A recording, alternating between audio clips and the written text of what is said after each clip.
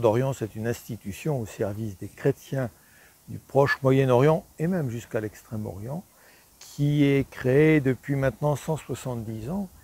Et d'ailleurs, l'un de ses premiers directeurs, même le premier directeur, a été Monseigneur Lavigerie, qui était évêque de Nancy et de Toul.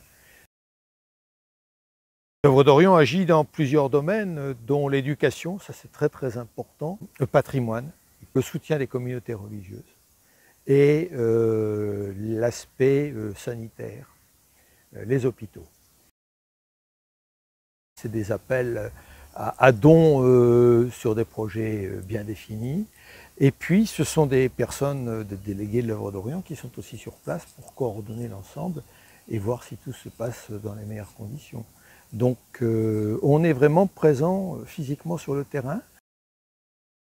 On a un jumelage qui a été concrétisé par une charte de jumelage en 2018, lors de notre dernière visite avec Monseigneur Papin à nos amis de Tripoli.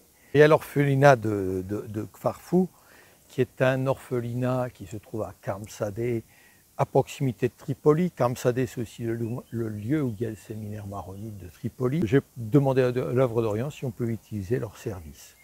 On a envoyé 2 sommes, l'une en 2021 de 15 000 € et l'autre en 2022 de 18 000 €. Pour faire un don, c'est très simple. Il faut envoyer le don à l'œuvre d'Orient, 20 rue du Regard, 75 006 Paris, et bien indiqué sur votre chèque, projet Liban 91 511. Projet Liban 91 511.